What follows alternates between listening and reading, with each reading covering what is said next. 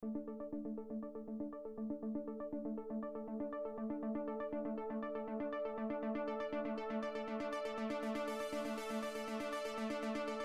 always categorize social media into 5 categories: social networking, blogging, and microblogging, which Twitter would fit into. Content sharing sites like YouTube and Flickr, where you share videos and photos. Social bookmarking, which is like Dig and Delicious, and then widgets. So that's kind of the framework that I'll answer that question based upon. And I would go with the first one, which is social networking. It's not the sexiest, I guess. I mean, it's probably the most mature of the social networking sort of platforms or social media platforms. But it is, at this point, at least for the clients that we work with, the U.S. Army, Sempra, the gas company, United Healthcare, it is the most reliable at this point. And to even drill down more specifically, Facebook. Almost every campaign that we do for all of our clients has a Facebook component, whether it's a paid Facebook component or a non-paid, more traditional social component where we're building groups or some kind of a affinity program through Facebook.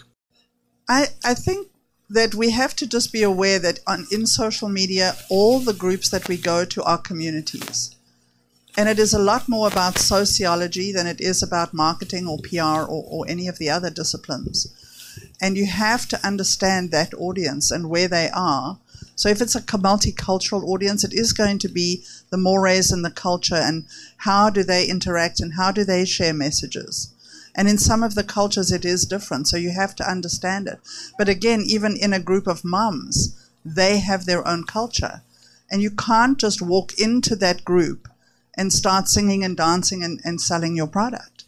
So you have to understand every single community that you go into as to what is their culture. It may not necessarily be an ethnic culture, but it will be a culture. I think that's very important to consider. Cultural competence is very important, especially dealing with Asian Pacific Islanders. There are certain nuances that, from a physical standpoint, communicating with someone, for example, like someone from Japan, it's very different than communicating with someone who's Japanese American out here. The communication styles are very different.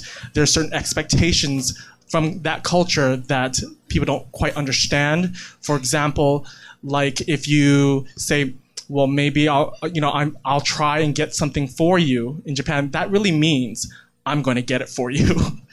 It doesn't mean I'm going to try.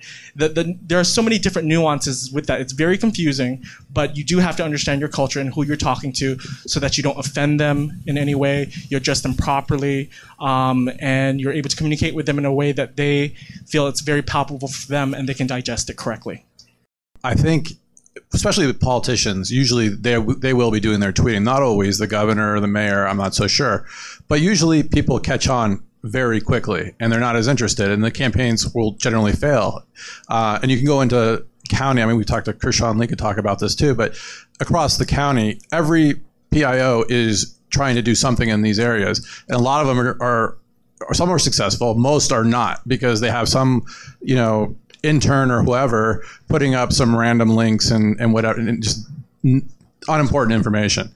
So they're going to fail. But if they want to succeed, I think they do have to have the decision makers there, and they do have to interact. There are some, Eric Garcetti's very good. My boss is pretty good. There are a bunch who do respond, and it pays off in the long run, and other ones will fail. Listen. Before you do anything else, you should be listening to what's going on in social media. There are so many conversations going on out there. And for the first time, you really can just be a fly on the wall and tap into all this incredible intelligence. At my last boot camp that I did in New York a month ago, I heard a really interesting story. A woman from Chicago told me that a client of hers had paid $250,000 for some research. And she came up with the same data just by looking and listening in all the social media places. So even before you set your goals, it's really important to get out there and listen to what's being said. Do some searches. And again, the RSS feeds can be used to pull in all this data so that you can find out what's going on. But if you listen to what's going on out there, immediately you will see what you should be doing. But to say, should I be using Twitter? Should I be using Facebook? It's way too far down.